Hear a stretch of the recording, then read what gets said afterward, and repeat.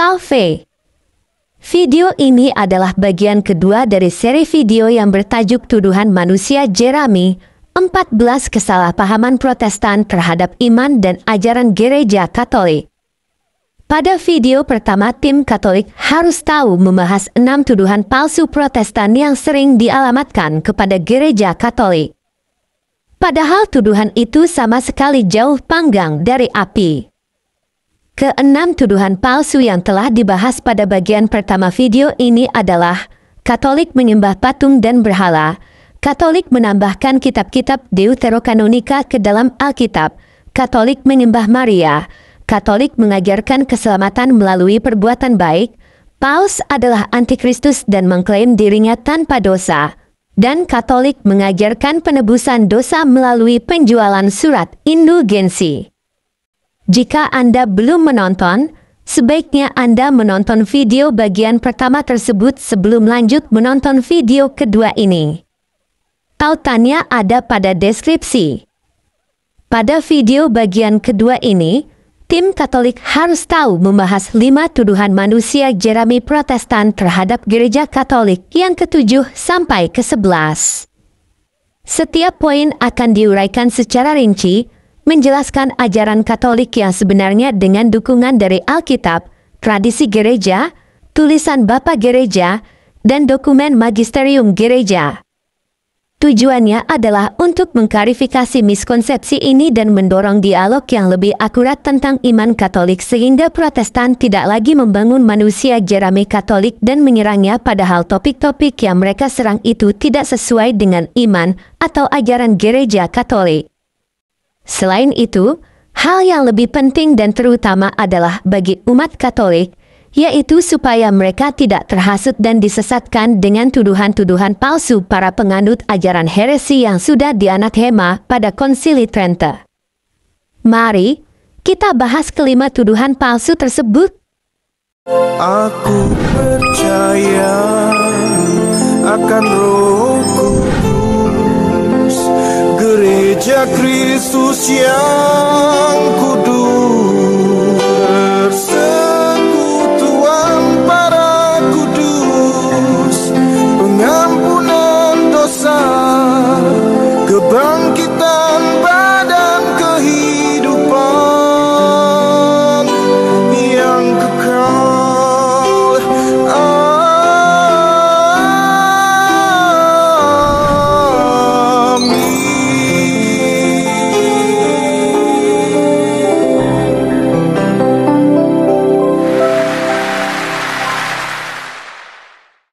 Tuduhan ke-7.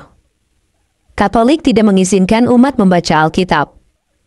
Beberapa Protestan masih percaya bahwa Gereja Katolik melarang atau tidak menganjurkan umat awam untuk membaca Alkitab.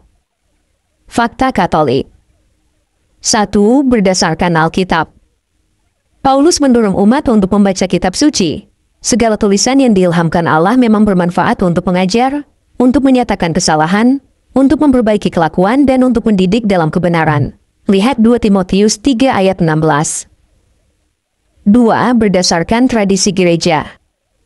Meskipun di masa tertentu ada kekhawatiran tentang interpretasi yang salah dan penyebaran terjemahan yang tidak akurat, gereja selalu memandang kitab suci sebagai suci dan penting. Sebagian besar orang Kristen awal belajar Alkitab melalui pembacaan di liturgi dan pengajaran dari para imam. 3. Berdasarkan ajaran Bapak Gereja. Para Bapak Gereja seperti Santo Hieronymus, penerjemah Vulgata, dan Santo Agustinus sangat menganjurkan pembacaan kitab suci. Santo Hieronymus berkata, tidak mengenal kitab suci berarti tidak mengenal Kristus. 4. Berdasarkan Magisterium Gereja. Ensiklik Providentissimus Deus, tahun 1893, oleh Paus Leo ke-13 dan Divino Afflante Spiritu, tahun 1943, oleh Paus Pius ke-12 sangat menganjurkan studi Alkitab. Konsili Vatikan II dalam Dei Verbum, konstitusi dogmatis tentang wahyu ilahi, secara eksplisit menyatakan, gereja dengan teguh dan penuh perhatian telah memajukan penggunaan kitab suci oleh umat beriman, Dei Verbum 22. Gereja sangat menganjurkan umat awam untuk membaca kitab suci, berdoa dengannya, dan mempelajarinya.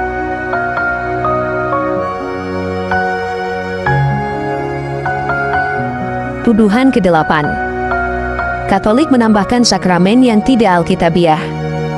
Protestan umumnya mengakui hanya 2 sakramen, yaitu sakramen baptis dan perjamuan kudus, sementara Katolik mengakui 7 sakramen. Ini sering dituduhkan sebagai penambahan oleh Katolik. Padahal sejak semula Katolik memiliki 7 sakramen jauh sebelum kemunculan Protestan. Fakta Katolik. 1. Berdasarkan Alkitab. Masing-masing dari 7 sakramen dalam gereja Katolik memiliki dasar alkitabiah, yaitu sakramen baptisan, Matius 28 ayat 19 dan Kisah Para Rasul 2 ayat 38. Sakramen Krisma atau pemuatan, Kisah Para Rasul 8 ayat 14-17 dan Kisah Para Rasul 19 ayat 6. Sakramen Ekaristi, Matius 26 ayat 26-28, Yohanes 6 ayat 53-58 dan 1 Korintus 11 ayat 23-26. Sakramen rekonsiliasi atau pengakuan dosa, Yohanes 20 ayat 22-23 dan Matius 18 ayat 18. Sakramen pengurapan orang sakit, Yakobus 5 ayat 14-15. Sakramen imamat, Lukas 22 ayat 19, 1 Timotius 4 ayat 14, dan 2 Timotius 1 ayat 6. Sakramen perkawinan, Matius 19 ayat 4-6 dan Efesus 5 ayat 31-32. 2. Berdasarkan tradisi gereja. Ketujuh sakramen ini telah dipraktikkan dan diakui dalam tradisi Kristen sejak abad-abad awal, meskipun istilah dan pemahaman teologisnya berkembang seiring waktu. 3. Berdasarkan ajaran Bapa Gereja. Para Bapa Gereja banyak menulis tentang sakramen-sakramen ini. Misalnya, Santo Ignatius dari Antiokhia, awal abad kedua, berbicara tentang Ekaristi sebagai daging Kristus. Tertullian, akhir abad kedua, dan Santo Agustinus, abad keempat atau 5, menulis secara ekstensif tentang berbagai sakramen. 4. Berdasarkan magisterium gereja. Konsili Leon kedua, tahun 1274, dan Konsili Florence, tahun 1439 secara eksplisit mendaftar dan menegaskan 7 sakramen. Konsili Trente, sesi ke-7, kanon tentang sakramen pada umumnya, secara definitif menyatakan ada 7 sakramen. KGK 1113 menyatakan, sakramen-sakramen adalah tanda-tanda yang kelihatan dari rahmat yang tak kelihatan, yang dilembagakan oleh Kristus dan dipercayakan kepada gereja, dan melaluinya kehidupan ilahi dianugerahkan kepada kita.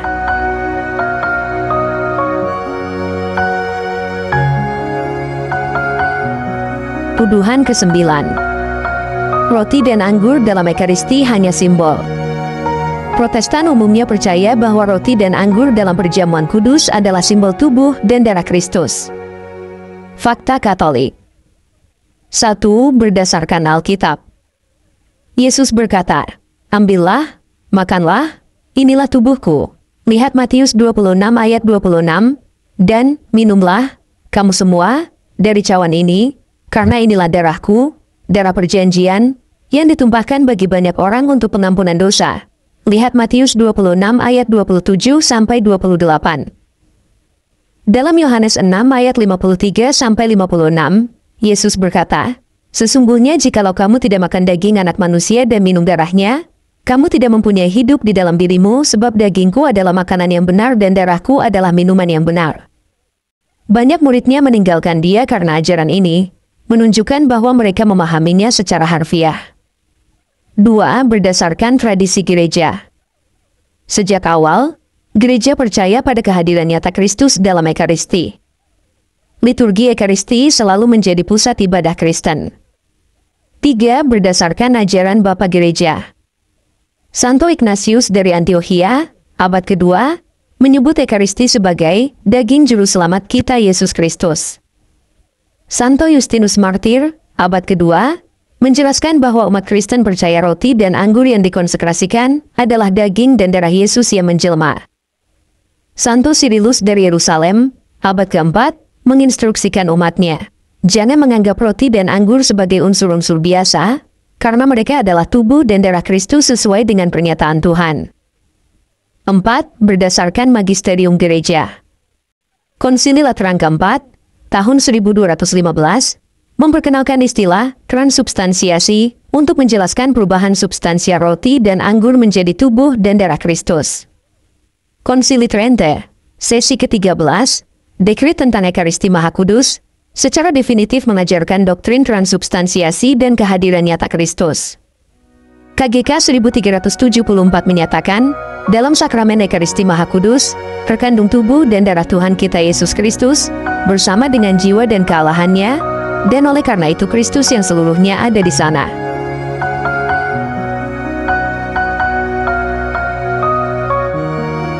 Tuduhan 10. Gereja Katolik adalah ajaran kuno dan tidak relevan. Ada pandangan bahwa Gereja Katolik adalah institusi yang kuno, tidak berubah, dan tidak relevan dengan dunia modern. Fakta Katolik. 1. Berdasarkan Alkitab. Yesus berkata, "Aku akan mendirikan jemaatku di atas batu karang ini dan alam maut tidak akan menguasainya." Matius 16 ayat 18. Ini menyiratkan bahwa gereja akan bertahan dan terus berfungsi melalui berbagai zaman.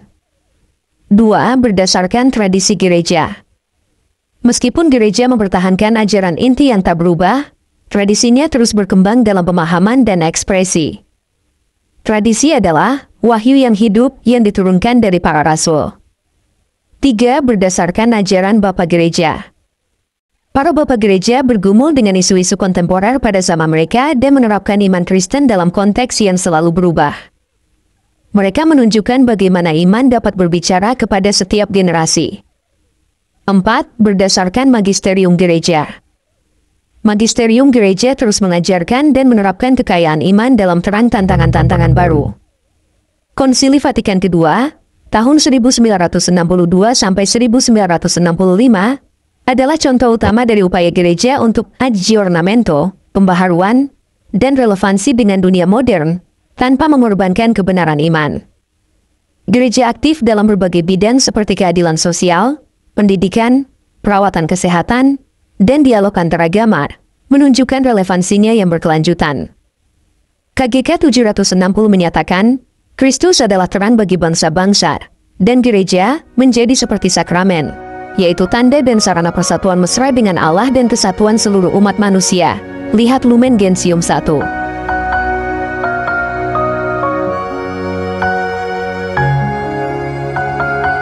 Tuduhan ke-11.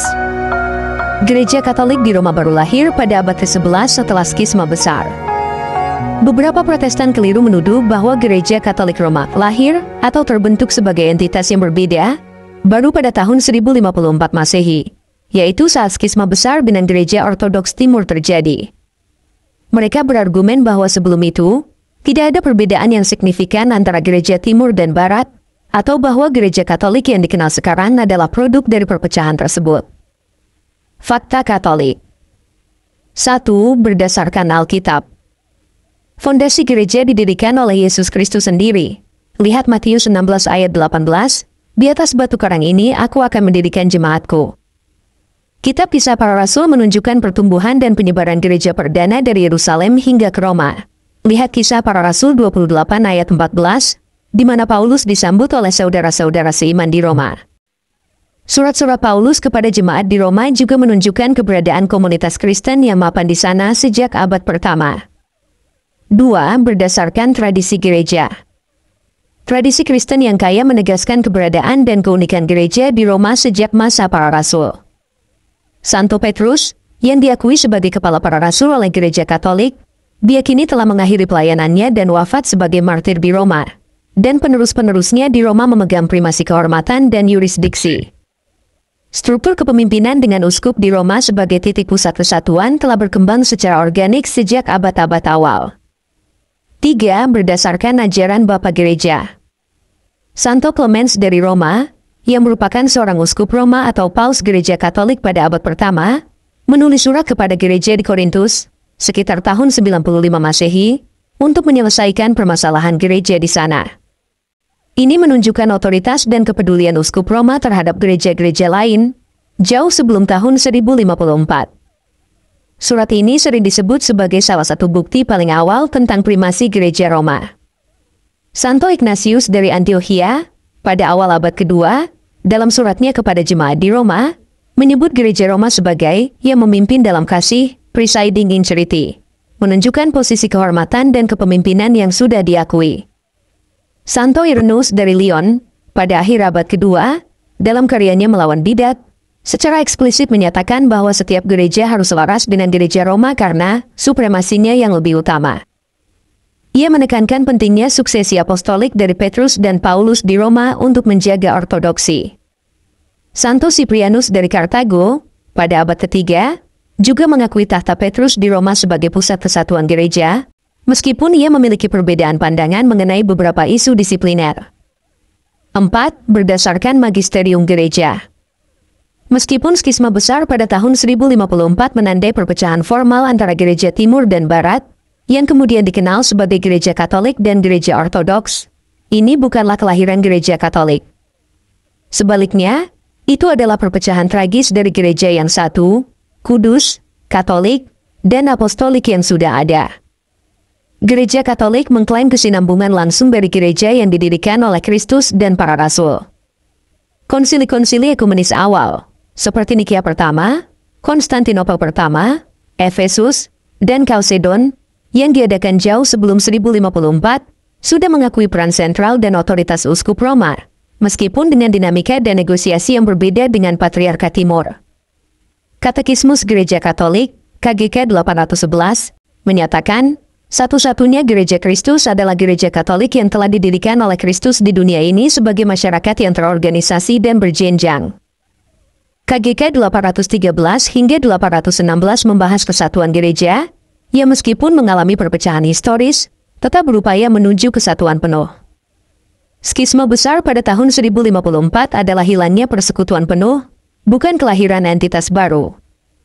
Gereja Katolik memandang dirinya sebagai kelanjutan tak terputus dari gereja perdana yang didirikan oleh Kristus, dengan primasi Santo Petrus yang diwariskan kepada uskup Roma. Aku percaya akan Roh Kudus, gereja Kristus yang kudus.